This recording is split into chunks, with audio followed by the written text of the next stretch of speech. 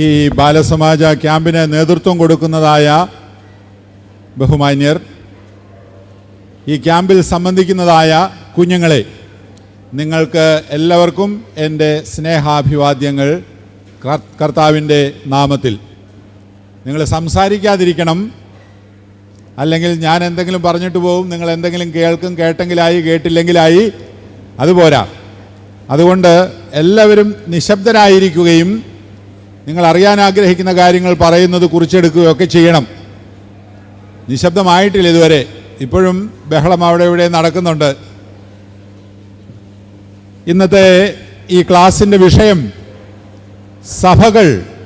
അനേകം സഭകൾ ഇന്ന് നമ്മുടെ നാട്ടിലുണ്ട്, ലോകത്തിൽ മുഴുവനുമുണ്ട്. യേശുക്രിസ്തുവിൻ്റെ സഭകളാണ് അല്ലേ? യേശുക്രിസ്തു എത്ര സഭ സ്ഥാപിച്ചു? എത്ര എണ്ണം സ്ഥാപിച്ചു? ഒന്നേ സ്ഥാപിച്ചുള്ളൂ അല്ലേ? യേശുക്രിസ്തു ഒരു സഭയെ സ്ഥാപിച്ചുള്ളൂ. പക്ഷെ അത് കാലാന്തരത്തിൽ വിഭജിതമായി പല സഭകളായി തീർന്നു. ഇതെന്താണ് ഈ പല സഭകളായി തീരാനായിട്ടുള്ളതായ കാരണം? ഈ സഭകളൊക്കെ തമ്മിൽ എന്താ വ്യത്യാസം? എല്ലാവരും യേശുക്രിസ്തുവിൽ വിശ്വസിക്കുന്നു അല്ലേ? യേശുക്രിസ്തുവിൽ വിശ്വസിക്കുന്നവരല്ലേ? ത്രിയേക ദൈവത്തിൽ വിശ്വസിക്കുന്നു, തൃത്വത്തിൽ വിശ്വസിക്കുന്നു നല്ലൊരു ശതമാനവും. നിങ്ങളിങ്ങനെ ബഹളം ഉണ്ടാക്കാൻ തുടങ്ങിക്കഴിഞ്ഞാൽ എനിക്ക് പറയാനായിട്ടുള്ള എല്ലാ ഊർജവും നഷ്ടപ്പെടും. അതുകൊണ്ട് ദയവായിട്ട് എല്ലാവരും സംസാരിക്കാതിരിക്കണം. ഇവിടെ ഇരുന്നൊരു 10 പേര് സംസാരിച്ചാലും ബാക്കി 10 പേരിലേക്ക് അത് പകരും.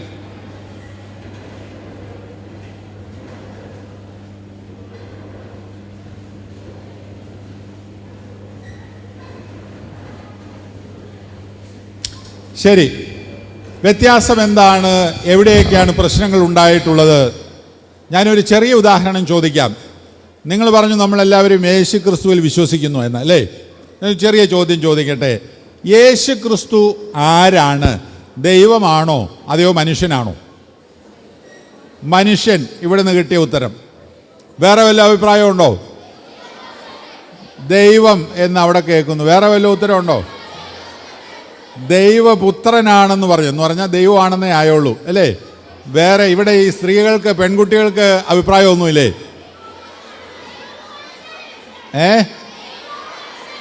ദൈവവും മനുഷ്യനും അല്ലേ? അപ്പോൾ ഇതാണ് ഈ സഭകളിൽ ഉണ്ടായിട്ടുള്ള പ്രശ്നങ്ങൾ. കാലാകാലങ്ങളിൽ പലരും ഓരോ വിശ്വാസ സംഹിതയും അവരവർക്ക് ഇഷ്ടമുള്ളതുപോലെ വ്യാഖ്യാനിച്ചു. ഇതൊരു ഉദാഹരണമാണ്. കുറേ ആളുകൾ പറഞ്ഞു യേശു ക്രിസ്തു ദൈവം മാത്രമാണ്. കുറേ ആളുകൾ പറഞ്ഞു യേശു ക്രിസ്തു മനുഷ്യനാണ്. കുറേ ആളുകൾ പറഞ്ഞു യേശു ക്രിസ്തു ദൈവവും മനുഷ്യനുമാണ്. എന്നാൽ യഥാർത്ഥമായിട്ടുള്ള നമ്മുടെ സഭയുടെ വിശ്വാസം എന്താണ്?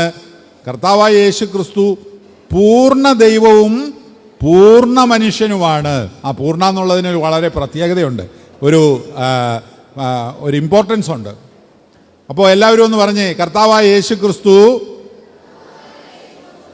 പൂർണ്ണ ദൈവവും പൂർണ്ണ മനുഷ്യനുമാണ്.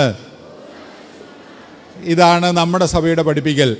യേശു ക്രിസ്തു സ്വർഗാരോഹണം ചെയ്തു. 12 ശിഷ്യന്മാരല്ലേ ഉണ്ടായിരുന്നത്? അതെയോ 13 ഉണ്ടായിരുന്നോ?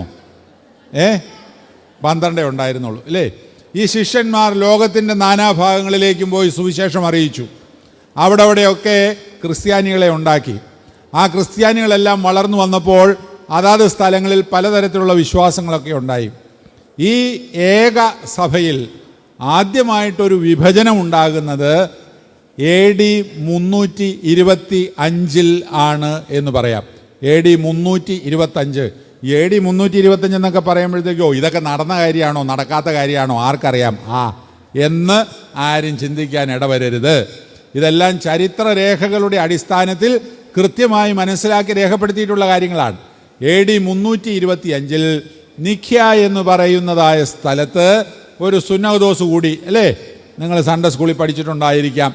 നിഖ്യ സുന്നഹദോസിൽ വെച്ച് ഒരു തീരുമാനം ചെയ്തു. അവിടെ 2 അഭിപ്രായങ്ങളുണ്ടായിരുന്നു. അതിലൊന്ന്, യേശു ക്രിസ്തു എന്ന് പറയുന്നത് പൂർണ്ണ ദൈവമല്ല, ഒരു ചെറിയ കുട്ടി ദൈവമാണ്. പിതാവാം ദൈവം മാത്രമേ പൂർണ്ണ ദൈവമായിട്ടുള്ളൂ.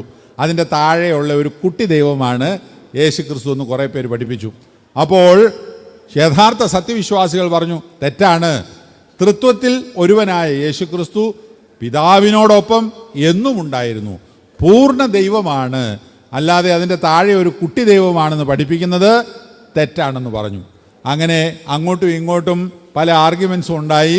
325 നിഖ്യാ സുനോദോസ് തീർന്നപ്പോൾ സഭ രണ്ടായി പിളർന്നു. പൂർണ്ണ ദൈവമാണെന്ന് പഠിപ്പിച്ചവർ ഒരു വശത്ത്, അല്ല യേശു ക്രിസ്തു ഒരു കുട്ടി ദൈവമാണെന്ന് പഠിപ്പിച്ചവർ വേറൊരു വശത്ത്. സഭ രണ്ടായി. അങ്ങനെ ആദ്യം ഇന്ന് ഈ പൂർണ്ണ ദൈവമല്ല കുട്ടി ദൈവമാണെന്ന് പഠിപ്പിച്ചവരെ എന്ത് വിളിക്കുന്നു എന്നറിയാവോ? അറിയൂസുകാർ. ഒന്ന് പറഞ്ഞേ, അറിയൂസ് വേദവിപരീതകൾ. അറിയൂസുകാർ ഇന്നില്ല, ലോകത്തിലെങ്ങും ഇല്ല. പക്ഷേ അവരുടെ പഠിപ്പിക്കൽ എടുത്തിരിക്കുന്ന ഒരു വിഭാഗമാണ് സെവൻത് ഡേ അഡ്വെൻറ്റിസ്റ്റ് എന്ന് പറയും. 7-ാം ദിവസം ആരാധിക്കുന്നവർ, അതായത് ശനിയാഴ്ച ദിവസങ്ങളിൽ ആരാധന നടത്തുന്ന ശാബത് മിഷൻ എന്ന് പറയുന്ന ആളുകളെ കുറിച്ച് നിങ്ങൾ കേട്ടിട്ടുണ്ടോ? ശാബതുകാർ. അവർക്ക് ഞായറാഴ്ചയല്ല പള്ളിയിൽ പോകേണ്ടത്, ശനിയാഴ്ചയാണ് പള്ളിയിൽ പോകേണ്ടത്. അപ്പോൾ അങ്ങനെ ഒരു ഗ്രൂപ്പ് AD 325 ഉണ്ടായതിൻ്റെ ഇന്നത്തെ അവസ്ഥയാണ് ആ കാണുന്നത്. അതിനുശേഷം പിന്നെയും സഭ കുറേയും കൂടെ അങ്ങോട്ട് മുമ്പോട്ട് പോയി. ഒരു 100 വർഷത്തിനപ്പുറം, അല്ല 341 10-15 വർഷങ്ങൾ കൂടെ കഴിഞ്ഞപ്പോഴത്തേക്കും 341 പിന്നെയും ഒരു പഠിപ്പിക്കലുണ്ടായി. യേശു ക്രിസ്തുവിൻ്റെ ആളത്വത്തെക്കുറിച്ച് തന്നെയാണ്. യേശു ക്രിസ്തുവിൽ ദൈവത്വവും മനുഷ്യത്വവും തമ്മിൽ പൂർണ്ണമായി യോജിച്ചിരിക്കുന്നത് എങ്ങനെ എന്നൊക്കെയാണ് പ്രശ്നം. ഇതൊന്നും പറഞ്ഞാൽ നമ്മുടെ തലയിലേക്ക് കാര്യമായിട്ട് കയറൂല, അല്ലേ? ഏതായിരുന്നാലും പ്രശ്നം ഇത് തന്നെയാണെന്ന് മനസ്സിലാക്കിയാൽ മതി. യേശു ക്രിസ്തു പൂർണ്ണ ദൈവവും പൂർണ്ണ മനുഷ്യനുമാണ് എന്നുള്ളതിനെ കുറിച്ചുള്ള വിവിധ ആശയങ്ങൾ പല ആളുകൾ പഠിപ്പിച്ചിട്ട് AD 341 സഭയിൽ വേറൊരു വിഭജനം കൂടെ ഉണ്ടായി.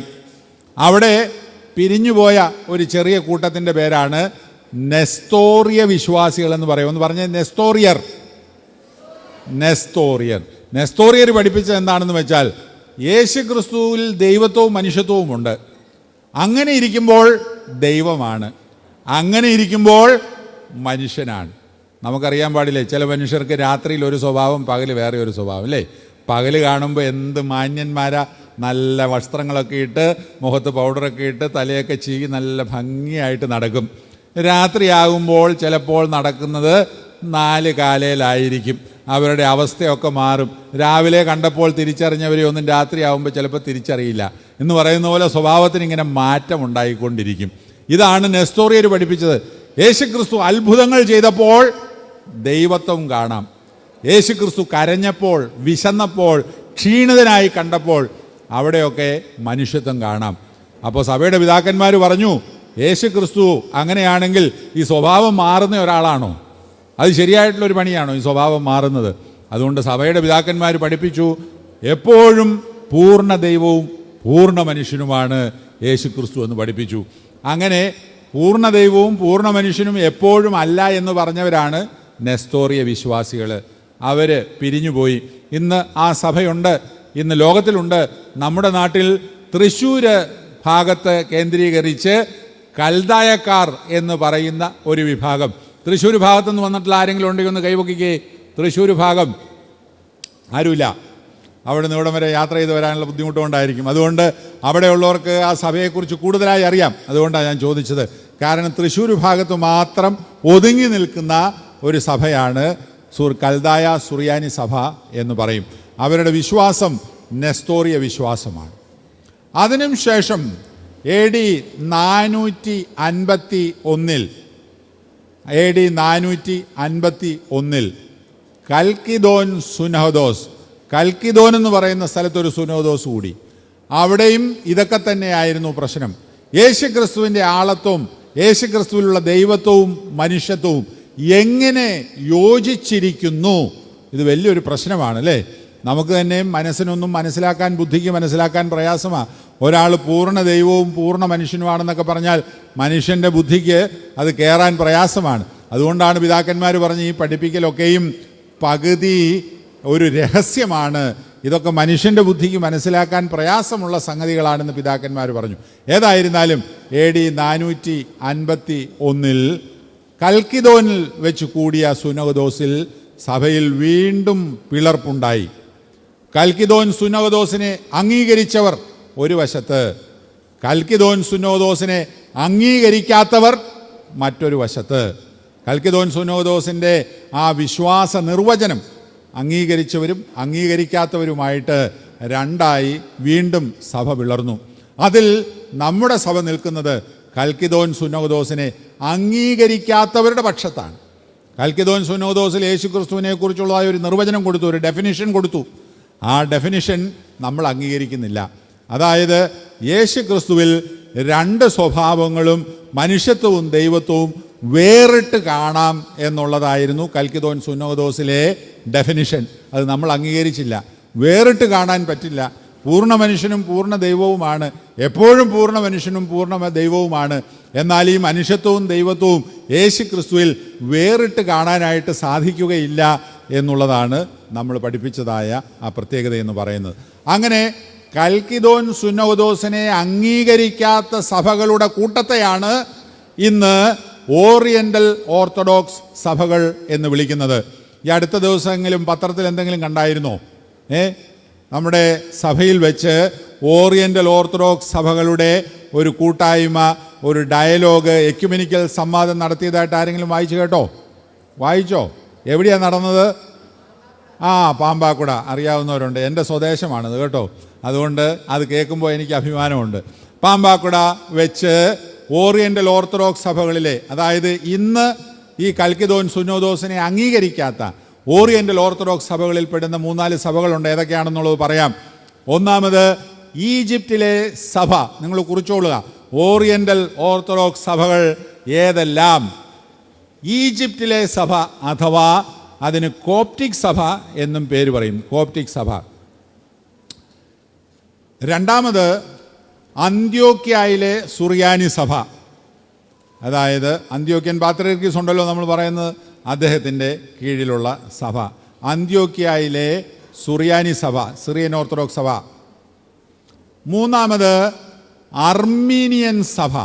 അർമീനിയ, അവരുടെ ഒരു ശാഖ ലെബാനോനിലുമുണ്ട്. അർമീനിയ എന്ന് പറയുന്നത് പഴയ സോവിയറ്റ് യൂണിയൻ്റെ ഭാഗമാണ്. പഴയ സോവിയറ്റ് യൂണിയൻ എന്ന് പറഞ്ഞാൽ ഇന്നത്തെ റഷ്യയുടെ അടുത്തൊക്കെ വരും. അർമീനിയൻ സഭ, അവരുടെ ഒരു വിഭാഗം ലെബാനോനിലുമുണ്ട്. അടുത്തത് എത്യോപ്യൻ സഭ. എത്യോപ്യൻ സഭ ഈ ഓറിയന്റൽ ഓർത്തഡോക്സ് സഭകളിൽ ഏറ്റവും വലിയ സഭയാണ്. അംഗസംഖ്യയിൽ 50 കോടിയോളം ജനങ്ങൾ ആ സഭയിലുണ്ട്. 50 കോടിയോളം ജനങ്ങളുള്ള ഒരു സഭയാണ് എത്യോപ്യൻ സഭ. അടുത്തത് എരിത്രിയൻ സഭ. എരിത്രിയൻ സഭ. പിന്നെ ഏറ്റവും അവസാനമായിട്ട് നമ്മുടെ പേരും പറയാം, മലങ്കര ഓർത്തഡോക്സ് സുറിയാനി സഭ. മലങ്കര ഓർത്തഡോക്സ് സുറിയാനി സഭ. ഇപ്പം എത്ര എണ്ണമായി? 6 എണ്ണമായി അല്ലേ? 6 എണ്ണമായി. ഈ 6 സഭകളാണ് ഒരു കൂട്ടായ്മയായിട്ട് കൽക്കിദോൻ സുന്നോദോസിനെ അംഗീകരിക്കാതെ യേശുക്രിസ്തുവിൽ ദൈവത്വവും മനുഷ്യത്വവും തമ്മിൽ കൂടിച്ചേർന്നതിന് ശേഷം ഇതിനെ വേർതിരിച്ച് കാണാൻ പറ്റില്ല.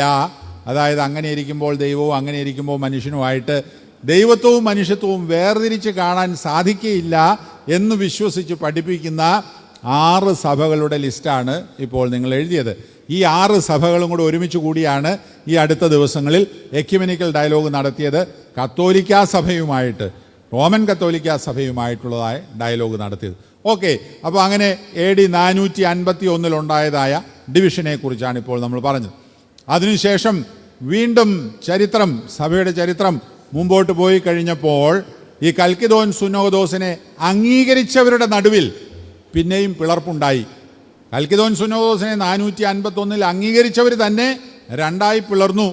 അതായത് 10-ാം നൂറ്റാണ്ടോടുകൂടെ, ഇന്നിപ്പോൾ നമ്മൾ ഏത് നൂറ്റാണ്ടിലാണ് ജീവിക്കുന്നത്?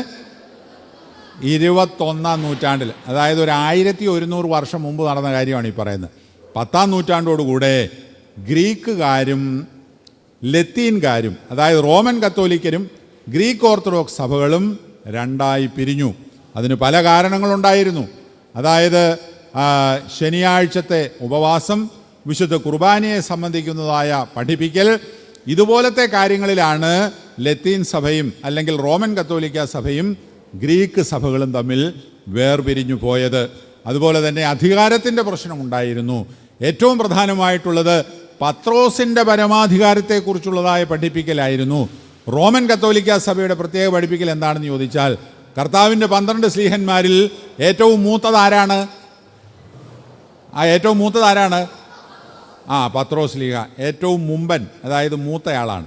പക്ഷേ ഈ പത്രോസ് ശ്ലീഹായ്ക്ക് പ്രത്യേകമായിട്ടുള്ള ഒരു അധികാരവും മറ്റ് ശ്ലീഹന്മാരുടെ മേൽ കർത്താവ് കൊടുത്തിരുന്നില്ല എന്നാണ് നമ്മൾ വിശ്വസിക്കുകയും പഠിപ്പിക്കുകയും ചെയ്യുന്നത്. എന്നാൽ റോമൻ കത്തോലിക്കാ സഭ അങ്ങനെയല്ല പറയുന്നത്. പത്രോസ് ശ്ലീഹായ്ക്ക് ഒരു പ്രത്യേക അധികാരം ഉണ്ടായിരുന്നു, മറ്റ് ശ്ലീഹന്മാരുടെ മേൽ എല്ലാ അധികാരവും ഉണ്ടായിരുന്നു. അതുകൊണ്ട് ഈ പത്രോസ് ശ്ലീഹ സ്ഥാപിച്ച സഭയാണ് റോമിലെ സഭ.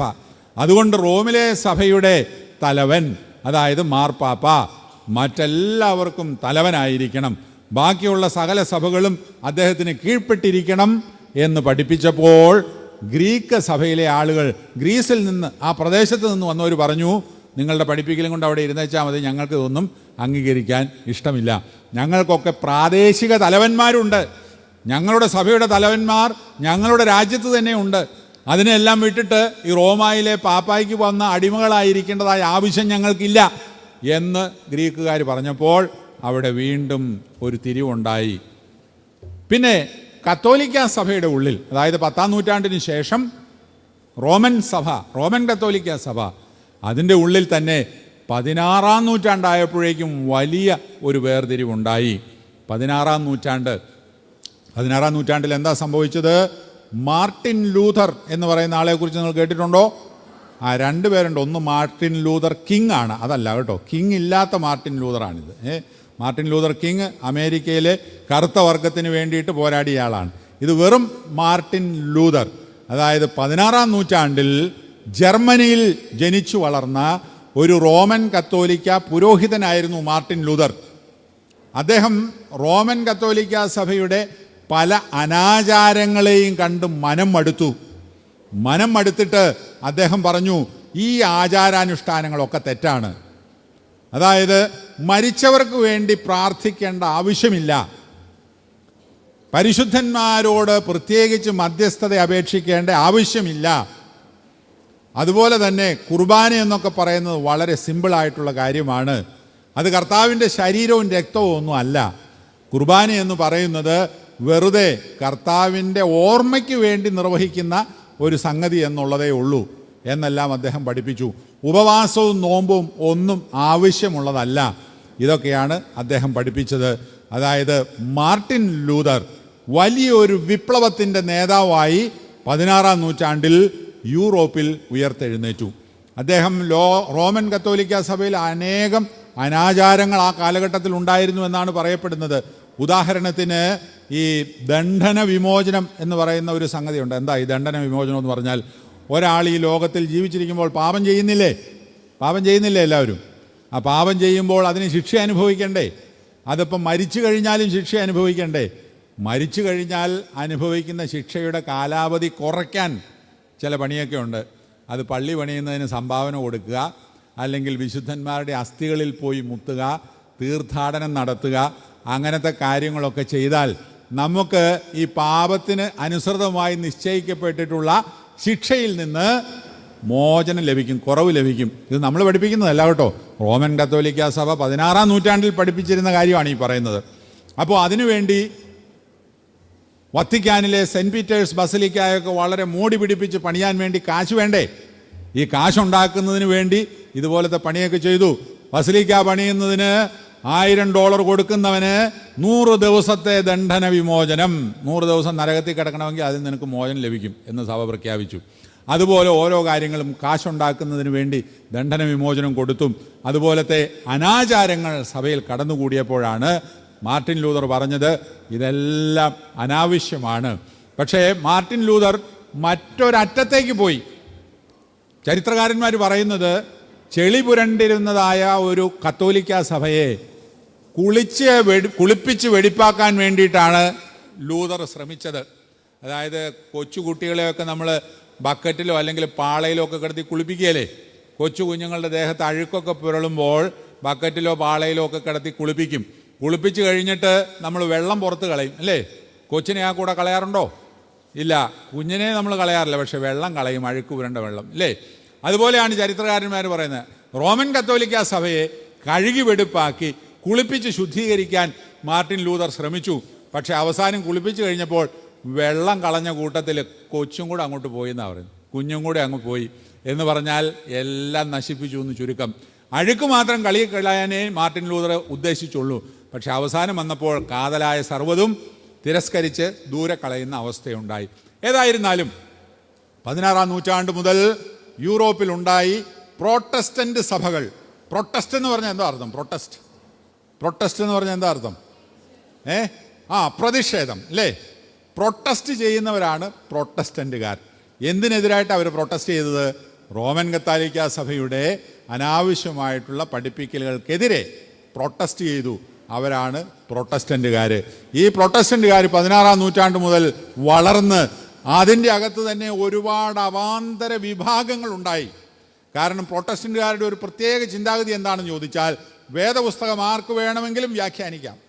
കയ്യിലെടുത്ത് പിടിച്ചു കഴിഞ്ഞാൽ അത് വായിച്ചിട്ട് അതിൽ കാണുന്ന ഓരോ കാര്യങ്ങളും യാതൊരു ശ്രദ്ധയും കൂടാതെ ഇഷ്ടം പോലെ വ്യാഖ്യാനിക്കാം. ഇതാണ് പ്രൊട്ടസ്റ്റന്റുകാരുടെ ചിന്താഗതി. അപ്പോൾ ഓരോരുത്തരും വേദപുസ്തകം എടുത്ത് അവരവരുടെ ഇഷ്ടം പോലെ വ്യാഖ്യാനിച്ചപ്പോൾ പല വിശ്വാസങ്ങളുണ്ടായി. അപ്പോൾ പ്രൊട്ടസ്റ്റന്റ് സഭകളുടെ ഉള്ളിൽ 16-ാം നൂറ്റാണ്ട് മുതൽ നൂറുകണക്കിന് അവാന്തര വിഭാഗങ്ങളുണ്ടായി. കാൽവിൻ ഉണ്ടായിരുന്നു, സ്വിംഗ്ലി ഉണ്ടായിരുന്നു, മാർട്ടിൻ ലൂതറിൻ്റെ ലൂഥറൻ സഭ എന്ന് പറയുന്നത് മാർട്ടിൻ ലൂതറിൻ്റെ പിന്നാലെ വന്നിട്ടുള്ള സഭയാണ്. ഈ സഭകളെല്ലാം തമ്മിൽ ചെറിയ ചെറിയ കാര്യങ്ങളിൽ വ്യത്യാസങ്ങളുണ്ട്. പക്ഷേ ജനറലായിട്ട് പ്രൊട്ടസ്റ്റന്റ് സഭകൾ പരിശുദ്ധന്മാരുടെ മധ്യസ്ഥതയിൽ വിശ്വസിക്കുന്നില്ല. വാങ്ങിപ്പോയവരോടുള്ളതായ പ്രാർത്ഥനയിൽ, അവർക്ക് വേണ്ടിയുള്ളതായ പ്രാർത്ഥനകളിൽ വിശ്വസിക്കുന്നില്ല. വിശുദ്ധ കുർബാനയെ കർത്താവായ യേശു ക്രിസ്തുവിൻ്റെ യഥാർത്ഥ ശരീരരക്തങ്ങളായി കണക്കാക്കുന്നില്ല. ഇതൊക്കെയാണ്. പാരമ്പര്യങ്ങളിൽ വിശ്വസിക്കുന്നില്ല. വിശുദ്ധ വേദപുസ്തകം മാത്രം മതി സഭയുടെ വിശ്വാസത്തിന് എന്നാണ് പ്രൊട്ടസ്റ്റന്റ് സഭകളുടെ വിശ്വാസം.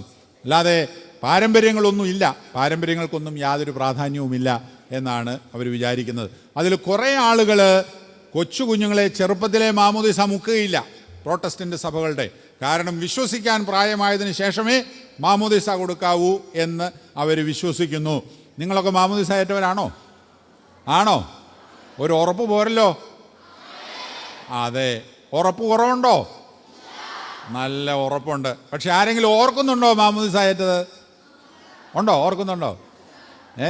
ഓർക്കുന്നുള്ള ആരെങ്കിലും ചിലപ്പോൾ കാണും. പ്രായമായതിനു ശേഷം മാമോദിസ മുങ്ങേണ്ട ആവശ്യം എന്തെങ്കിലും വന്നുവെങ്കിൽ. അല്ലെങ്കിൽ സാധാരണ നമുക്ക് ഉറപ്പില്ല അല്ലേ? അല്ല, ഓർമ്മയില്ല. പക്ഷെ ഓർമ്മയില്ലെങ്കിലും ഉറപ്പുണ്ട് അല്ലേ?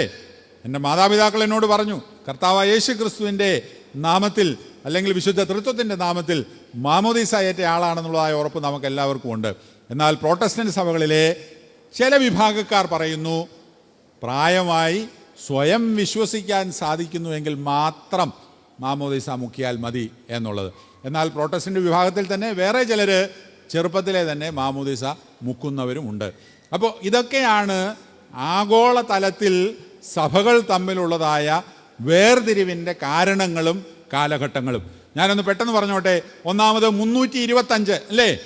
AD 325 നിഖ്യാ സുനോദോസിന് ശേഷം അറിയൂസുകാർ എന്ന് പറയുന്നവർ സഭയിൽ നിന്ന് പിരിഞ്ഞുപോയി. അതിനുശേഷം AD 431, ഞാൻ ആദ്യം പറഞ്ഞ ഡേറ്റ് തെറ്റിപ്പോയെങ്കിൽ ക്ഷമിക്കണം കേട്ടോ. നെസ്തോറിയന്മാരുണ്ടായ ഡേറ്റ് AD 431. 341 എന്നാണോ ഞാൻ ആദ്യം പറഞ്ഞത്? എനിക്കൊരു സംശയം. അത് തെറ്റാണ് കേട്ടോ. ഇപ്പോൾ പറഞ്ഞാൽ ശരി. AD 431 നെസ്തോറിയ വിശ്വാസം അത് പിരിഞ്ഞു പോകുന്നത്. നെസ്തോറിയ വിശ്വാസത്തിൻ്റെ പ്രത്യേകത എന്തായിരുന്നു? യേശു ക്രിസ്തുവിൽ മനുഷ്യനെയും ദൈവത്തെയും വേർതിരിച്ച് കാണാം അല്ലേ? അങ്ങനെ ഇരിക്കുമ്പോൾ മനുഷ്യനും അങ്ങനെ ഇരിക്കുമ്പോൾ ദൈവവുമായിട്ട് കാണുന്നു. വേർതിരിച്ച് ഈ രണ്ട് സ്വഭാവങ്ങളും യേശു ക്രിസ്തുവിൽ കൃത്യമായിട്ട് നമുക്ക് കാണാൻ സാധിക്കും എന്നുള്ളതായിരുന്നു അവരുടെ പഠിപ്പിക്കൽ. അവർ പിരിഞ്ഞുപോയി. അതിനുശേഷം AD 451 അല്ലേ? AD 451 ഏത് സുനോദോസാണ്? കാൽക്കിദോൻ സുനോദോസ്. കാൽക്കിദോൻ സുനോദോസിനെ അംഗീകരിച്ചവരും അംഗീകരിക്കാത്തവരും വേർപിരിഞ്ഞുപോയി. അംഗീകരിക്കാത്ത സഭകൾ ഏതൊക്കെയാണെന്നൊന്ന് പറഞ്ഞേ. അംഗീകരിക്കാത്തവർ ഏതൊക്കെയാ? ആ ആ ആ ആ ആ ആ അപ്പോൾ 6 എണ്ണം ഉണ്ട് അല്ലേ? ഈ 6 സഭകളും കൽക്കിദോൻ സുനോദോസിനെ അംഗീകരിക്കാത്തവരാണ്. അതായത് യേശു ക്രിസ്തുവിൽ ദൈവത്വവും മനുഷ്യത്വവും സംയോജിച്ചതിന് ശേഷം അതിനെ യാതൊരു തരത്തിലും വേർതിരിച്ച് കാണാൻ സാധിക്കയില്ല എന്ന് പഠിപ്പിച്ചവരാണ്. പൂർണ്ണ ദൈവവും പൂർണ്ണ മനുഷ്യനുമാണ്. പക്ഷേ ഈ ദൈവത്വവും മനുഷ്യത്വവും തമ്മിൽ യോജിച്ചതിന് ശേഷം മനുഷ്യത്വം ഏതാ ദൈവത്വം ഏതാണെന്നൊന്നും നമുക്ക് തിരിച്ചറിയാനായിട്ട് സാധിക്കുകയില്ല. ദൈവവും മനുഷ്യനുമാണ് എപ്പോഴും. അത്ഭുതം ചെയ്യുമ്പോഴും ദൈവവും മനുഷ്യനുമാണ്. ദാഹിക്കുകയും വിശക്കുകയും ചെയ്യുമ്പോഴും ദൈവവും മനുഷ്യനുമാണ്. അതിനുശേഷം പിന്നെ എന്നാണ് വിഭജനമുണ്ടായത്? 10-ാം നൂറ്റാണ്ടിൽ അല്ലേ? കൽക്കിദോൻ സുനോദോസ് അംഗീകരിച്ചവർ റോമൻ കത്തോലിക്ക സഭയെന്നും ഗ്രീക്ക് ഓർത്തഡോക്സ് സഭകളെന്നും രണ്ടായി പിരിഞ്ഞു. അതിനുശേഷം റോമൻ കത്തോലിക്ക സഭയിൽ 16-ാം നൂറ്റാണ്ടിൽ പ്രോട്ടസ്റ്റന്റ് വിപ്ലവം ഉണ്ടായി. നേതാവ് ആരായിരുന്നു പ്രോട്ടസ്റ്റന്റിസത്തിന്റെ? Martin Luther. എവിടെ ജനിച്ചു വളർന്നയാളാണ്? ജർമ്മനിയിൽ ജനിച്ചു വളർന്ന കത്തോലിക്ക സഭയിലെ ഒരു പുരോഹിതനായിരുന്നു, ഒരു വൈദികനായിരുന്നു അദ്ദേഹം. കത്തോലിക്ക സഭയിലെ പല അനാചാരങ്ങളും കണ്ട് മനം മടുത്തിട്ടാണ് സഭയിൽ ഒരു നവീകരണം ഉണ്ടാകണമെന്ന് പറഞ്ഞ് പുതിയ ആശയങ്ങൾ പഠിപ്പിച്ച് പ്രോട്ടസ്റ്റന്റ് സഭകളെ വളർത്തിയത്. പ്രോട്ടസ്റ്റന്റ് സഭകളിൽ അനേകം വിഭജനങ്ങൾ ഉണ്ടായി. അതങ്ങനെ നിൽക്കുന്നു. ഇനി നമുക്ക് കേരളത്തിലെ സഭയിലേക്കും കൂടെ അല്പസമയം കൊണ്ട് പ്രത്യേകിച്ച് വരാം. ഇവിടെയുണ്ട് അനേക സഭകൾ അല്ലേ? പലപ്പോഴും റോഡിൽ കൂടെ നമ്മളിങ്ങനെ പോകുമ്പോൾ കാറുകളിൽ മെത്രാപ്പോലിത്തന്മാർ കൊടി വെച്ചും കൊടി വയ്ക്കാതെയൊക്കെ ഇങ്ങനെ പാറി നടക്കുന്നത് കാണാം. നമുക്ക് ഇത് ഏത് സഭയിലെയാണ്? നമ്മുടെ സഭയിലെ ആണെങ്കിൽ അറിയാം, ഏറെ തിരുമേനിയെ കണ്ടാൽ അറിയാം, അല്ലെങ്കിൽ കൂടെ ഇരിക്കുന്നവരെ കണ്ടാൽ അറിയാം. പക്ഷേ മറ്റ് സഭകളിലേതാവുമ്പോൾ എന്താ ഏതാ ഒരു പിടിയുമില്ല. ഇഷ്ടംപോലെ മെത്രാപ്പോലിത്തന്മാരും സഭകളും ഇന്ന് നമ്മുടെ നാട്ടിലുണ്ട്. ഇതൊക്കെ എന്നാണ്, എങ്ങനെ ഉണ്ടായി? നമുക്കൊന്ന് നോക്കാം. നമ്മുടെ നാട്ടിൽ ഭാരതത്തിൽ സുവിശേഷം അറിയിച്ച് സഭ സ്ഥാപിച്ചത് ആരാണ്? തോമാശ്ലീഹ. എന്നാണ് അദ്ദേഹം ഇന്ത്യയിൽ വന്നത്? അതൊരു സംശയവുമില്ല, എല്ലാവർക്കും വളരെ കൃത്യമായിട്ട് അറിയാം. AD 52 തോമാശ്ലീഹ വന്നു, ഇവിടെ സഭ സ്ഥാപിച്ചു, 7 പള്ളികൾ സ്ഥാപിച്ചു, 4 കുടുംബങ്ങളിൽ നിന്ന് പുരോഹിതന്മാരെ ആക്കി അല്ലേ? അതിനുശേഷം തോമാശ്ലീഹയുടെ കാലം കഴിഞ്ഞു. പിന്നെ ഒരു 4-ാം നൂറ്റാണ്ട് വരെ പല പ്രദേശത്തു നിന്നും മേൽപ്പട്ടക്കാരിവിടെ വന്നിട്ടുണ്ട്. അലക്സാണ്ട്രിയയിൽ നിന്ന് വന്നിട്ടുണ്ട്, ബസ്രയിൽ നിന്ന് വന്നിട്ടുണ്ട്. അങ്ങനെ പല സ്ഥലത്തു നിന്നും മേൽപ്പട്ടക്കാരിവിടെ വന്നിട്ടുണ്ട്. എന്നാലും 4-ാം നൂറ്റാണ്ട് മുതൽ കൃത്യമായി ചരിത്രപരമായി നമുക്ക് പറയാൻ സാധിക്കും, മലങ്കര സഭയുടെ ബന്ധം പേർഷ്യൻ സഭയുമായിട്ടായിരുന്നു. പേർഷ്യ എന്ന് പറയുന്നത് എവിടെയാണെന്ന് അറിയാമോ നിങ്ങൾക്ക്? ഇഷ്ടം പോലെ നമ്മുടെ ആളുകൾ പേർഷ്യയിലൊക്കെ ജോലി ചെയ്യുന്നുണ്ട് അല്ലേ? പേർഷ്യ എന്ന് പറഞ്ഞാൽ ഇന്നത്തെ ഇറാൻ, ഇറാഖ് പ്രദേശങ്ങളാണ്. അവിടെയുള്ള സഭയുമായിട്ടായിരുന്നു നമ്മുടെ സഭയ്ക്ക് ഒരു 4-ാം നൂറ്റാണ്ട് മുതലെങ്കിലും ബന്ധം. നമ്മുടെ ഭാഷ, ആരാധനയുടെ ഭാഷ സുറിയാനിയായിരുന്നു. ആ കാലഘട്ടത്തിൽ നമ്മുടെ സാധാരണ സംസാര ഭാഷ എന്തായിരുന്നു 4-ാം നൂറ്റാണ്ടിൽ? സംസ്കൃതോ? അല്ലല്ലോ, തമിഴ്. മലയാളം എന്ന് ആരും പറഞ്ഞില്ല, ഏതായാലും ഭാഗ്യം. മലയാളം 10-ാം നൂറ്റാണ്ടായതിന് ശേഷമാണ് ഉണ്ടായത് കേട്ടോ. 9-ാം നൂറ്റാണ്ട് 10-ാം നൂറ്റാണ്ടായപ്പോഴത്തേക്ക് മലയാളം ഉണ്ടായിട്ടുള്ളൂ. തമിഴായിരുന്നു നമ്മുടെ സംസാര ഭാഷ. നമ്മുടെ ആരാധനാ ഭാഷ സുറിയാനിയായിരുന്നു 4-ാം നൂറ്റാണ്ട് മുതൽ. അതിനുശേഷം പേർഷ്യയിൽ നിന്ന് മെത്രാന്മാർ ഇവിടെ വരും, നമ്മുടെ ആത്മീക ആവശ്യങ്ങൾ നടത്തും. അങ്ങനെ കാര്യങ്ങൾ അങ്ങോട്ട് പോയി. 4-ാം നൂറ്റാണ്ട് മുതൽ 16-ാം നൂറ്റാണ്ടിൻ്റെ ആരംഭം വരെ. 16-ാം നൂറ്റാണ്ടിൻ്റെ കാര്യം ഇച്ചിരി മുമ്പ് വേറെ ഏതാണ്ട് ഒരു കാര്യത്തോട് ബന്ധപ്പെടുത്തിയും പറഞ്ഞല്ലോ. അതെന്താ? പ്രോട്ടസ്റ്റന്റുകാരുണ്ടായത് 16-ാം നൂറ്റാണ്ടിലാണെന്ന് പറഞ്ഞു അല്ലേ? ഓക്കെ, നിങ്ങൾക്ക് ഓർമ്മശക്തി ഉണ്ട്, നല്ല കാര്യം. അപ്പോൾ 16-ാം നൂറ്റാണ്ട് വരെ ഈ പേർഷ്യൻ ബന്ധത്തിൽ നമ്മുടെ സഭ അങ്ങോട്ട് കഴിഞ്ഞു. 16-ാം നൂറ്റാണ്ടിൽ ഇവിടെ വന്നു ആരാണ്? പോർച്ചുഗീസുകാർ. ആദ്യം വന്നയാളാരാ പോർച്ചുഗീസുകാരുടെ കൂട്ടത്തിൽ നിന്ന്? Vasco da Gama. 15-ാം നൂറ്റാണ്ടിൻ്റെ ഏറ്റവും അവസാനം 16-ാം നൂറ്റാണ്ടിൻ്റെ ആദ്യമെന്ന് നമുക്ക് പറയാവുന്നുള്ളതേ ഉള്ളൂ. 1499 ആയപ്പോഴത്തേക്കാണ് അദ്ദേഹം വരുന്നത്. ഓക്കെ, വാസ്കോ ഡ ഗാമ ഇവിടെ വന്നു. അതിനോടൊപ്പം അദ്ദേഹം ഒരു റോമൻ കത്തോലിക്കനായിരുന്നു. പോർച്ചുഗലിൽ നിന്നാണ് വരുന്നത്. പോർച്ചുഗീസുകാർ അല്ലെങ്കിൽ പറങ്കികൾ എന്ന് നമ്മൾ വിളിക്കുന്ന ആളുകൾ. അദ്ദേഹത്തിൻ്റെ കൂടെ റോമൻ കത്തോലിക്ക മിഷനറിമാരുണ്ടായിരുന്നു, വൈദികരുണ്ടായിരുന്നു. അവരിവിടെ വന്നപ്പോൾ, നമ്മുടെ നാട്ടിലെത്തിയപ്പോൾ ഇവിടെ ക്രിസ്ത്യാനികളെ കണ്ടു. കൊള്ളാം. പക്ഷേ ഈ ക്രിസ്ത്യാനികളുടെ ആചാരാനുഷ്ഠാനങ്ങളൊക്കെ കണ്ടപ്പോൾ അവർക്ക് മനസ്സിലായി റോമൻ കത്തോലിക്ക സഭയുടെ ആചാരാനുഷ്ഠാനങ്ങളിൽ നിന്ന് വ്യത്യസ്തമാണ് ഇവിടെയുള്ള ആചാരാനുഷ്ഠാനങ്ങൾ. അപ്പോൾ ഈ പോർച്ചുഗീസുകാരുടെ കൂടെ വന്ന റോമൻ കത്തോലിക്ക വൈദികരും മിഷണറിമാരും എന്ത് ചിന്തിച്ചു? ഇവരെ റോമൻ കത്തോലിക്കരാക്കി തീർക്കാം എന്നുള്ളതായ ഒരു പദ്ധതി അവർ രൂപം കൊടുത്തു. അതിനുശേഷം പല പ്രീണനങ്ങളും ശ്രമിച്ചു. നമ്മളെ പലതരത്തിലും കാശ് തന്നും അല്ലാതെയൊക്കെ പ്രീണിപ്പിച്ച് കത്തോലിക്ക സഭയുടെ ഭാഗമാക്കി തീർക്കാൻ ശ്രമിച്ചു. നടന്നില്ല. ഏതായാലും 16-ാം നൂറ്റാണ്ടിൻ്റെ അവസാനമായപ്പോഴേക്കും ശക്തി ഉപയോഗിക്കാൻ തുടങ്ങി. ശക്തി ഉപയോഗിക്കാനുള്ള സാധ്യതയുണ്ട്. കാരണം അവരുടെ പട്ടാളം ഇവിടെ ഇല്ലേ? പോർച്ചുഗീസ് പട്ടാളം ഇവിടെയുണ്ട്. കൊച്ചിയിലും അതുപോലെയുള്ള സ്ഥലങ്ങളിലും ഒക്കെ ഉണ്ട്. ആ ശക്തി ഉപയോഗിച്ച് നമ്മളെ റോമൻ കത്തോലിക്കരാക്കാൻ ശ്രമിച്ചതിൻ്റെ ഭാഗമായിട്ടാണ് 1599 ഉദയംപേരൂർ സുന്നഹദോസ് നടക്കുന്നത്. കേട്ടിട്ടുണ്ടോ നിങ്ങൾ? ഉദയംപേരൂർ എന്ന് പറയുന്നത് എവിടെയാ സ്ഥലം? തൃപ്പൂണിത്തറയ്ക്ക് അടുത്താണ്. തൃപ്പൂണിത്തറ ഭാഗത്തു നിന്ന് ആരെങ്കിലും വന്നിട്ടുണ്ടോ? ആ ഭാഗത്തു നിന്ന് ആരെങ്കിലും ഉണ്ടോ? തൃപ്പൂണിത്തറ, ഉദയംപേരൂർ ആരുമില്ല. ഓക്കെ, തൃപ്പൂണിത്തറയ്ക്ക് അടുത്താണ് ഉദയംപേരൂർ എന്ന് പറയുന്ന സ്ഥലം. അവിടെ ഒരു സുന്നഹദോസ് വിളിച്ചുകൂട്ടി. അന്നത്തെ പോർച്ചുഗീസ് മെത്രാപ്പോലീത്ത അലക്സിസ് ഡി മെനസീസ് എന്ന് പറയുന്നതായ മെത്രാപ്പോലീത്ത ഉദയംപേരൂരിൽ സുന്നഹദോസ് വിളിച്ചു കൂട്ടിയിട്ട് എല്ലാം അവരുടെ ഇംഗിതത്തിനനുസരിച്ച് തീരുമാനങ്ങൾ എഴുതി വെച്ചു. അങ്ങനെ മലങ്കര സഭയിലെ മലങ്കര നസ്രാണികളെ മുഴുവനും റോമൻ കത്തോലിക്കരാക്കി തീർത്തു. റോമൻ കത്തോലിക്കരാക്കി തീർത്തിട്ട് 50 വർഷം റോമൻ കത്തോലിക്ക സഭയുടെ കീഴിൽ നമ്മൾ കഴിയേണ്ടതായിട്ട് വന്നു. 50 വർഷക്കാലം റോമൻ കത്തോലിക്ക സഭയുടെ കീഴിൽ കഴിയേണ്ടതായിട്ട് വന്നു. അത് കഴിഞ്ഞ് ആ റോമാനുഗത്തിൽ നിന്നുള്ളതായ മോചനമാണ് 1655 കൂനൻ കുരിശ് സത്യത്തോടുകൂടെ നടന്നത്. കൂനൻ കുരിശ് കേട്ടിട്ടുണ്ടോ? കൂനൻ കുരിശെന്ന് പോയിട്ടുണ്ടോ? അവിടെ എവിടെയാ അത്? പോയിട്ടുള്ളവരൊന്ന് പറഞ്ഞേ. മട്ടാഞ്ചേരിക്ക് അടുത്ത്. കൂനൻ കുരിശെന്ന് പേര് വരാനുള്ള കാരണം എന്താ കാരണം? കുരിശ് ചെരിഞ്ഞായിരിക്കുന്നത് അല്ലേ? എങ്ങനെയാ കുരിശ് ചെരിഞ്ഞു പോയത്? കയറ് കെട്ടിപ്പിടിച്ച് സത്യം ചെയ്തുകൊണ്ട് അല്ലേ? പിതാക്കന്മാര് എല്ലാവർക്കും കുരിശിൽ പിടിക്കാനായിട്ട് സാധ്യതയില്ലാതെ വന്നപ്പോൾ ആ കുരിശിൻ്റെ 4 വശത്തേക്കും കയറുകൾ കെട്ടിയിട്ട് നമ്മൾ സാധാരണ ഈ പള്ളിയിലൊക്കെ പോകുമ്പോൾ വേദവസ്തുവൊക്കെ ഇങ്ങനെ മുത്താറില്ലേ? വേദവസ്തം മുത്താൻ പ്രയാസമാണെങ്കിൽ എന്ത് ചെയ്യും? ഇങ്ങനെ തൊട്ട് വിടും അല്ലേ? വേദവസ്തത്തെ തൊട്ടിട്ട് നെറ്റിയിൽ വെക്കുന്ന കണ്ടിട്ടില്ലേ? ഒത്തിരി പേര് അവിടെ പോയി മുത്താനുള്ള പ്രയാസം, അല്ലെങ്കിൽ നടുവ് വളയുമില്ലാത്ത വല്യപ്പച്ചന്മാരും വല്യമ്പിച്ചുമാരും ഒക്കെ ചെയ്യുന്ന പണിയാണ്. എന്ന് പറഞ്ഞതുപോലെ കുരിശിൽ തൊടാനായിട്ട് എല്ലാവർക്കും സാധിക്കാത്തതുകൊണ്ട് കുരിശിൽ നിന്ന് കയറുകൾ കെട്ടി അതിൽ മനുഷ്യരെല്ലാം പിടിച്ച് തൂങ്ങി അവസാനം കുരിശ് ചെരിഞ്ഞുപോയി. അതുകൊണ്ടാണ് കൂനൻ കുരിശ് എന്ന് അതിന് പേര് വന്നത്. കൂനൻ കുരിശ് സത്യത്തിന് ശേഷം റോമൻ കത്തോലിക്ക സഭയിൽ നിന്ന് നമ്മൾ പൂർണ്ണമായിട്ട് മോചിക്കപ്പെട്ടു.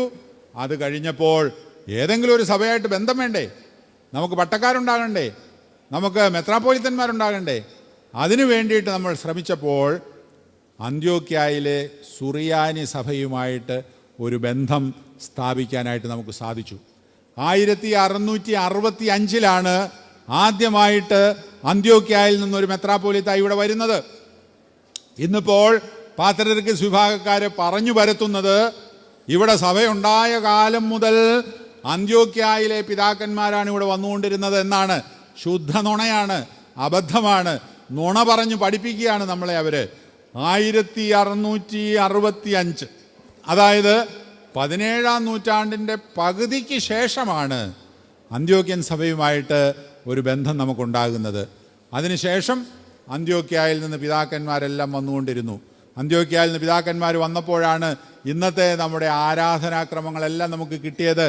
ഇന്നത്തെ നമ്മുടെ പ്രാർത്ഥനകൾ, നമ്മുടെ കുർബാന, നമ്മുടെ കല്യാണത്തിൻ്റെ ക്രമം, മാമോദീസായുടെ ശുശ്രൂഷ, നൊയമ്പിലെ നമസ്കാരം, കഷ്ടാനുഭാഴ്ചയിലെ നമസ്കാരം, ഇങ്ങനെ നമ്മൾ ഇന്ന് ചൊല്ലുന്ന പ്രാർത്ഥനകളും കൂദാശകളും മുഴുവനും നമുക്ക് ലഭിച്ചത് 1665 ശേഷം അന്ത്യോക്യക്കാരുമായിട്ടുള്ളതായ ബന്ധം സ്ഥാപിച്ചത് മുതലാണ് എന്നുള്ളത് പ്രത്യേകമായിട്ട് ഓർക്കുക. അങ്ങനെ ആ ഒരു നല്ല ബന്ധം അങ്ങ് തുടർന്നു പോയി. പലപ്പോഴും ഇവിടെ മെത്രാപ്പോലിത്തന്മാരെ വാഴിക്കാൻ അവിടുന്ന് ആളുകൾ വന്നുകൊണ്ടിരുന്നു. ഇങ്ങനെ വാഴിച്ച് മുമ്പോട്ട് പോയി. അത് കഴിഞ്ഞ് കുറേ കാലം കഴിഞ്ഞപ്പോഴത്തേക്കും ഇംഗ്ലണ്ടിൽ നിന്ന് പ്രോട്ടസ്റ്റൻ്റ് മിഷണറിമാർ വന്നു. ആദ്യം മിഷണറിമാർ വന്നത് എവിടെ നിന്നാണെന്നാണ് പറഞ്ഞത്?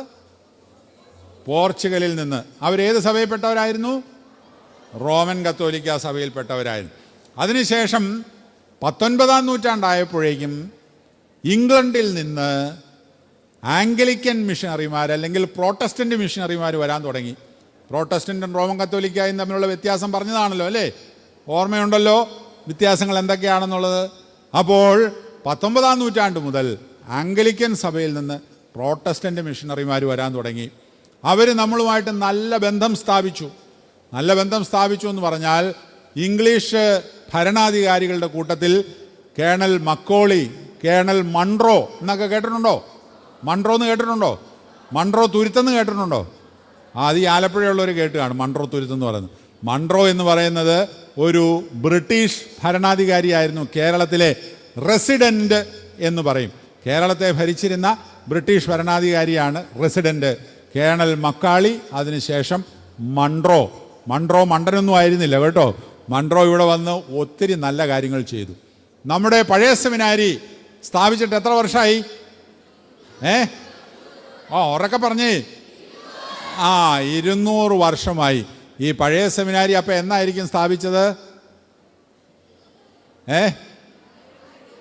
1814 15 കേട്ടോ. 14 പണി തുടങ്ങിയതേ ഉള്ളൂ, 15 പൂർത്തീകരിക്കുന്നത്. 15 ആവുമ്പോഴേ 200 വർഷം തികയുകയുള്ളൂ. 200 വർഷം തുടങ്ങിയിട്ടേ ഉള്ളൂ ഇപ്പോൾ ആഘോഷം. അപ്പോൾ അതുകൊണ്ട് ഈ പഴയ സെമിനാരി സ്ഥാപിക്കാനായിട്ട് നമ്മളെ സഹായിച്ചത് കേണൽ മൺട്രോയും അതുപോലെ തന്നെ ഇംഗ്ലണ്ടിൽ നിന്ന് വന്ന CMS മിഷണറിമാരുമാണ്. ഒത്തിരി പണം നമ്മൾക്ക് തന്നു. ഇതുപോലെയുള്ള സ്ഥാപനങ്ങൾ ഉണ്ടാക്കാനായിട്ട് അവർ നമ്മളെ സഹായിച്ചു. അതെല്ലാം ഇന്നും നമുക്ക് മറക്കാൻ പറ്റുന്ന കാര്യങ്ങളല്ല. അങ്ങനെ കുറേ കാലം നമ്മുടെ വൈദിക സെമിനാരിയിൽ പഠിപ്പിച്ചിരുന്നത് പ്രോട്ടസ്റ്റൻ്റുകാരാണ്. ഈ പറയുന്ന ഇംഗ്ലണ്ട് CMS മിഷണറിമാരാണ് പഠിപ്പിച്ചിരുന്നത് പഴയ സെമിനാരിയിൽ. അവരവരുടെ വിപ്ലവമൊക്കെ കുറേയൊക്കെ പഠിപ്പിച്ചു. പക്ഷേ ആദ്യകാലത്ത് വന്ന മിഷണറിമാരെ പോലെ ആയിരുന്നില്ല പിന്നീട് വന്നവർ. പിന്നീട് വന്ന മിഷണറിമാർ കുറച്ചും കൂടെ തീഷ്ണതയും തീവ്രതയൊക്കെ ഉള്ളവരായിരുന്നു. അവർ വിചാരിച്ചു ഈ സഭയെ മുഴുവനും ഇതിൻ്റെ പഴയ ആചാരങ്ങളിൽ നിന്നൊക്കെ മാറ്റണമെന്നുള്ളൊരു ചിന്തയുണ്ടായി. അങ്ങനെ മിഷണറിമാരുമായിട്ട് സഭയ്ക്ക് ഒരു സംഘടനമുണ്ടായി. 1836 CMSകാരുമായിട്ട് സഭ വേർപിരിഞ്ഞു. 1836. അപ്പോൾ ആദ്യം ഉണ്ടായത് ഏതാണ്? ഇവിടെ കത്തോലിക്കരാണ് അല്ലേ? കൂനംകുരിശ് സത്യത്തിൽ കൂടെ ഒരു വിഭാഗം വിട്ടുപോകുന്നു, ഒരു വിഭാഗം കത്തോലിക്ക സഭയിൽ തന്നെ നിന്നു. അതിനുശേഷം CMS മിഷണറിമാരുടെ പ്രവർത്തനം കാരണം ഇവിടെ CMSകാർ കുറേ പേരുണ്ടായി. സഭ അവരിൽ നിന്ന് പിരിഞ്ഞു പോന്നു. അപ്പോൾ ഇവിടെ CMS അല്ലെങ്കിൽ പ്രൊട്ടസ്റ്റൻ്റുകാരും ആംഗ്ലിക്കൻ സഭയും നമ്മുടെ സഭയുമായി നിന്നു. പിന്നെ ഒരല്പം കൂടെ മുമ്പോട്ട് പോകുമ്പോൾ എല്ലാവരും ഒന്ന് എഴുന്നേൽപ്പിക്കണോ? ക്ഷീണമായോ എല്ലാവർക്കും? ഈ ചരിത്രം പറയുന്നത് കേൾക്കാനായിട്ട് അത്ര സുഖമല്ല. ഒന്ന് എഴുന്നേറ്റിരിക്കണോ? എല്ലാവരും ഒന്ന് എഴുന്നേറ്റ് 1 മിനിറ്റ് നേരത്തേക്ക് സ്റ്റാൻഡ്. കയ്യും കാലും ഒക്കെ ഒന്ന് കുടയണോ?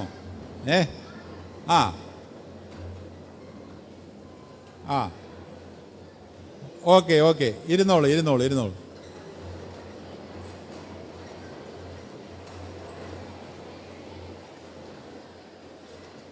ഞാനിപ്പോൾ വേഗം എൻ്റെ സംസാരം നിർത്തിയിട്ട് നിങ്ങളെ സംസാരിക്കാൻ അനുവദിക്കാൻ പോവുക കേട്ടോ. നിങ്ങൾക്ക് എന്തെങ്കിലും സംശയമൊക്കെ ഉണ്ടെങ്കിൽ ചോദിക്കാനായിട്ടുള്ളതൊക്കെ തയ്യാറാക്കി വെച്ചോ, സംശയമൊക്കെ ചോദിക്കാനായിട്ട് കേട്ടോ. അപ്പോൾ അതുകൊണ്ട് അധികം താമസിക്കാതെ ഞാൻ എൻ്റെ വചനം നിർത്തും. അത് കഴിയുമ്പോൾ നിങ്ങൾക്ക് ആരംഭിക്കാം. ഓക്കെ, ശരി. അപ്പോൾ എന്നാ CMSകാരുമായിട്ട് പിരിഞ്ഞെന്നാ പറഞ്ഞത്? 1836. അപ്പോൾ പ്രൊട്ടസ്റ്റൻ്റ് വിശ്വാസം ഇവിടെ കൊണ്ടുവന്നതാണ് അവരുമായിട്ട് പിരിയാനുണ്ടായ കാരണം. അപ്പോൾ ഇതിൻ്റെ ഇടയ്ക്ക് ഈ CMSകാരുടെ നവീകരണ പഠിപ്പിക്കൽ കൊണ്ട് നമ്മുടെ സഭയുടെ ഉള്ളിൽ തന്നെ നവീകരണത്തെ അനുകൂലിക്കുന്ന കുറേ പേരുണ്ടായി. അതാണ് പാലക്കുന്നത്ത് അബ്രഹാം മൽപ്പാൻ എന്ന് പറയുന്ന സെമിനാരിയിലെ ഒരു മൽപ്പാൻ ഉണ്ടായിരുന്നു.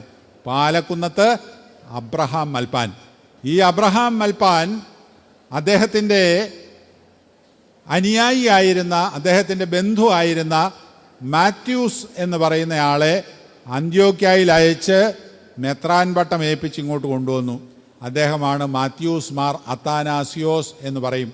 1842 മാത്യൂസ് മാർ അത്താനാസിയോസ് പട്ടമേറ്റ് നമ്മുടെ സഭയിലെത്തി. അതോടുകൂടെ പിന്നെ പ്രശ്നം ആരംഭിക്കുകയാണ്. മാത്യൂസ് മാർ അത്താനാസിയോസ് ഇവിടുത്തെ യഥാർത്ഥ മെത്രാപ്പോലീത്തയാണ് എന്നുള്ള വിധത്തിൽ കാര്യങ്ങൾ നീങ്ങുവാനായിട്ട് തുടങ്ങി.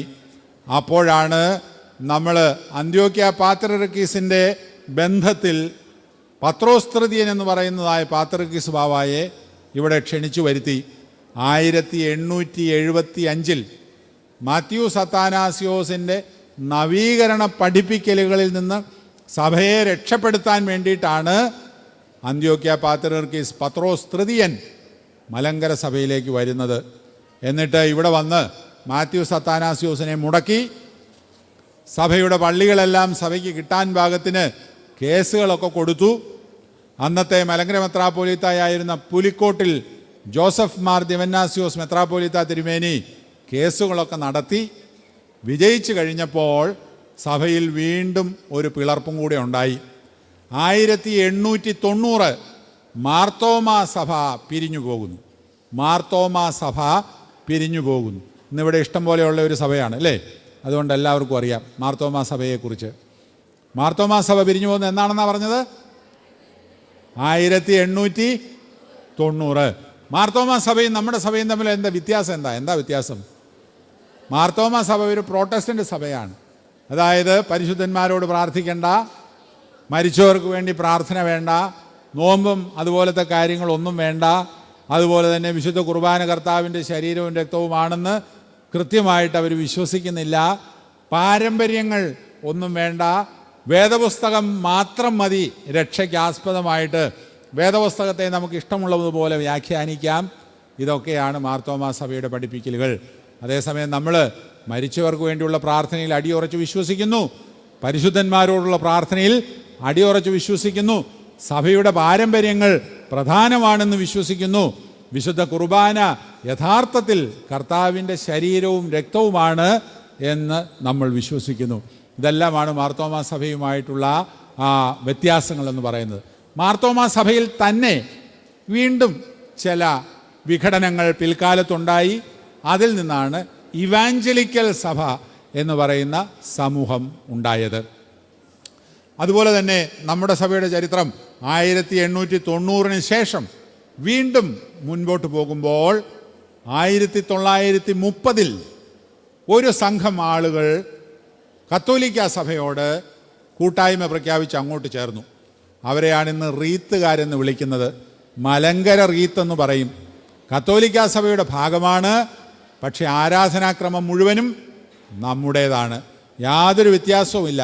നമ്മുടെ സഭയിൽ നിന്ന് എന്നാണ് പിരിഞ്ഞു പോയതെന്നാണ് പറഞ്ഞത്? 1930. ഈ പിരിഞ്ഞുപോക്കിന് നേതൃത്വം കൊടുത്തത് ആരാണെന്നറിയാമോ? മാർ ഈവാനിയോസ് ബഥനി എന്ന് പറയുന്നതായ നമ്മുടെ ആശ്രമത്തിൻ്റെ സ്ഥാപകനും തലവനുമായിരുന്നു അദ്ദേഹം. മാർ ഈവാനിയോസ് എന്ന് പറയുന്ന മെത്രാപ്പോലീത്ത റോമൻ കത്തോലിക്ക സഭയിൽ ചേർന്നു. നമ്മുടെ സഭയിൽ നിന്ന് വിട്ടുപോയി. ഏറെ പേര് അദ്ദേഹത്തോടൊപ്പം നിന്നു.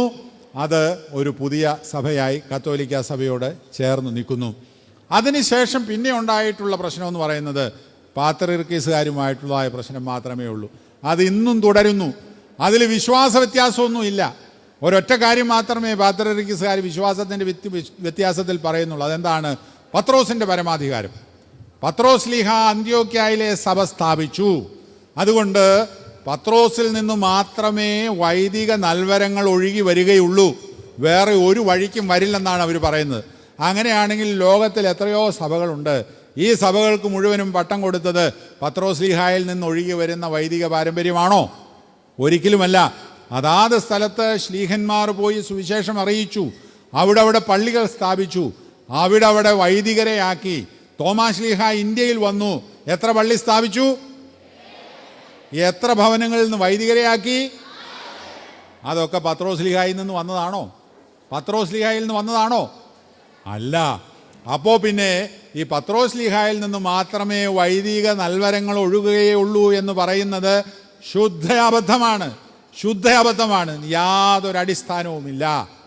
കർത്താവായ യേശു ക്രിസ്തു പറഞ്ഞിരിക്കുന്നത് 12 സിംഹാസനങ്ങളിൽ നിങ്ങൾ ഇരിക്കും എന്നാണ്.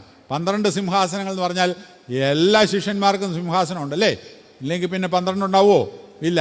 ആ കൂട്ടത്തിൽ തോമാശ്ലീഹായും ഉണ്ട്, യാതൊരു സംശയവുമില്ല. അപ്പോൾ തോമാശ്ലീഹായിക്ക് പട്ടത്വം കൊടുക്കാനുള്ള അവകാശവുമുണ്ട്, സിംഹാസനവുമുണ്ട്, യാതൊരു സംശയവുമില്ല. എന്നാൽ പാത്രിയർക്കീസുകാർ വെറും നുണപ്രചരണങ്ങളിൽ കൂടെ ഇതൊക്കെ നിഷേധിച്ചുകൊണ്ടിരിക്കുകയാണ്. ഈ ഒരു കാര്യം ഒഴിച്ച് ബാക്കി വിശ്വാസത്തിലൊന്നും യാതൊരു വ്യത്യാസവും ഇല്ല. നമ്മൾ കുർബാന ചൊല്ലുന്നത് പോലെ തന്നെ അവർ കുർബാന ചൊല്ലുന്നു, നമ്മൾ വിവാഹം നടത്തുന്നത് പോലെ തന്നെ അവർ വിവാഹം നടത്തുന്നു, നമ്മൾ മാമോദീസ മുക്കുന്നത് പോലെ തന്നെ അവർ മാമോദീസ മുക്കുന്നു, നമ്മൾ പ്രാർത്ഥിക്കുന്നത് പോലെ തന്നെ അവരും പ്രാർത്ഥിക്കുന്നു. എല്ലാം ഒരേ പുസ്തകം തന്നെ, എല്ലാം ഒരേ പ്രാർത്ഥന, എല്ലാം ഒരേ വിശ്വാസം. ഇതിലൊക്കെ വ്യത്യാസമുണ്ട് എന്ന് പറയുന്നത് വെറുതെയാണ് എന്നുള്ളതിന് യാതൊരു സംശയവുമില്ല. ഇന്നിപ്പോൾ ആ കലഹം ഇങ്ങനെ നടക്കുന്നു എന്നുള്ളത് മാത്രമേ ഉള്ളൂ. അതും ഒരുപക്ഷേ ഇനി ഒരു വിഭജനത്തിലേക്ക് ചെന്നെത്തിയേക്കാനായിട്ടുള്ളതായ സാധ്യതയുണ്ട്. ഇതിൻ്റെ ഇടയ്ക്ക് ഒരു കാര്യം പറയാൻ ഞാൻ വിട്ടുപോയി. 18-ാം നൂറ്റാണ്ടിൽ 1772 ഇവിടെ വന്നതായ ഒരു അന്ത്യോക്യൻ മെത്രാൻ അനധികൃതമായി ഒരാൾക്ക് മെത്രാൻ സ്ഥാനം കൊടുത്തു. തൊഴിയൂർ എന്ന് പറയുന്ന സ്ഥലത്ത് അങ്ങനെ നൂതനമായി കൊടുത്ത ആ മെത്രാൻ സ്ഥാനം ഒരു പുതിയ സഭയ്ക്ക് അടിസ്ഥാനമായി തീർന്നു. അങ്ങനെ തൊഴിയൂർ സ്വതന്ത്ര സുറിയാനി സഭ എന്ന് പറയുന്ന ഒരു സഭയും കൂടെ ഉണ്ട്, 18-ാം നൂറ്റാണ്ടിൽ ഉണ്ടായതാണ്. പിന്നെ വേറൊന്നുള്ളത് ഞാൻ ആദ്യം പറഞ്ഞ കൽദായ സഭ, തൃശ്ശൂർ ഭാഗത്ത് മാത്രം കേന്ദ്രീകരിച്ച് നിൽക്കുന്ന ഒരു സഭയാണ് കൽദായ സഭ എന്ന് പറയുന്നത്. ഈ കൽദായ സഭ റോമൻ കത്തോലിക്ക സഭയിൽ നിന്ന് പിരിഞ്ഞു പോന്ന ഒരു കൂട്ടം ആളുകൾ സ്ഥാപിച്ചതാണ്. അവർ നെസ്തോറിയ വിശ്വാസമുള്ളവരാണ്. നെസ്തോറിയ വിശ്വാസം, നെസ്തോറിയസിനെ എന്നാണ് വേദവിരീതിയായിട്ട് തള്ളിയതെന്ന് പറഞ്ഞേ. നെസ്തോറിയസിനെ എന്നാ വേദവിരീതിയായിട്ട് തള്ളിയത്? 431 എവിടെ വെച്ചായിരുന്നു? എഫേസോസ്. 431 സുനോദോസ് എഫേസോസിൽ വെച്ചാണ് കേട്ടോ. അത് ആദ്യം പറയാൻ വിട്ടുപോയെങ്കിൽ എഴുതിക്കൊള്ളുക. അപ്പോൾ അതാണ് കൽദായ സഭ എന്ന് പറയുന്നത്. ഈ സഭകളൊക്കെ തമ്മിലുള്ളതായ വിശ്വാസം പ്രധാനമായിട്ടും ഇതെല്ലാമാണ്. റോമൻ കത്തോലിക്ക സഭ, പ്രോട്ടസ്റ്റന്റ് സഭകൾ, ഓർത്തഡോക്സ് സഭകളിൽ തന്നെ 2 വിഭാഗം. ഒന്ന് ഗ്രീക്ക് ഓർത്തഡോക്സ് സഭകൾ, 2 ഓറിയന്റൽ ഓർത്തഡോക്സ് സഭകൾ. ഓറിയന്റൽ ഓർത്തഡോക്സ് സഭകൾ ഒരു സുന്നോദോസിനെ അംഗീകരിക്കുന്നില്ല എന്ന് ഞാൻ പറഞ്ഞല്ലോ. ഏത് സുന്നോദോസിനെയാണ് അംഗീകരിക്കാത്തത്? കൽക്കിദോൻ സുന്നോദോസ്. എന്നാ നടന്നത്? 451 അല്ലേ? 451 കൽക്കിദോൻ സുന്നോദോസിനെ അംഗീകരിക്കുന്നില്ല. ഓറിയന്റൽ ഓർത്തഡോക്സ് സഭകളുടെ വിശ്വാസത്തിൻ്റെ ഒരു പ്രത്യേകത, യേശുക്രിസ്തുവിനെ സംബന്ധിച്ചിടത്തോളം വിശ്വാസത്തിൻ്റെ പ്രത്യേകത എന്താണ്? യേശുക്രിസ്തുവിൽ ദൈവത്വവും മനുഷ്യത്വവും സംയോജിച്ചതിന് ശേഷം വേറിട്ട് കാണാൻ പറ്റില്ല, വേറെ വേറെ കാണാൻ പറ്റില്ല. എപ്പോഴും ദൈവവും എപ്പോഴും മനുഷ്യനുമായിരുന്നു. ഇതാണ് ആ പ്രത്യേക വിശ്വാസ സംഹിത എന്ന് പറയുന്നത്. അപ്പോൾ ഇത്രയൊക്കെ വിശ്വാസങ്ങളെ, വ്യത്യാസങ്ങളെ ഉള്ളൂ. ഏറ്റവും ആദ്യം പിരിഞ്ഞു പോയത് അറിയൂസുകാർ അല്ലേ? അറിയൂസുകാരുടെ പഠിപ്പിക്കൽ എന്തായിരുന്നു? യേശു ക്രിസ്തു പൂർണ്ണ ദൈവവുമല്ല, ഒരു കുട്ടി ദൈവമാണ് അല്ലേ? ഒരു കുട്ടി ദൈവമാണ്. പുത്രൻ തമ്പുരാൻ എന്ന് പറയുന്നത് ഒരു കുട്ടി ദൈവമാണ്, പൂർണ്ണ ദൈവമല്ല എന്നുള്ളതായ അവരുടെ ഒരു വിശ്വാസം. ഇതൊക്കെയാണ് സഭകൾ തമ്മിലുള്ളതായ വിശ്വാസം. ഈ സഭകളൊക്കെയും കേരളത്തിലുള്ളതിൻ്റെ കാര്യം പ്രത്യേകമായിട്ട് പറഞ്ഞു. വിശ്വാസ വ്യത്യാസങ്ങൾ എന്ന് പറയുന്നത് ഈ പറയുന്ന കാര്യങ്ങളാണ് എന്നുള്ളത് മനസ്സിലാക്കുക.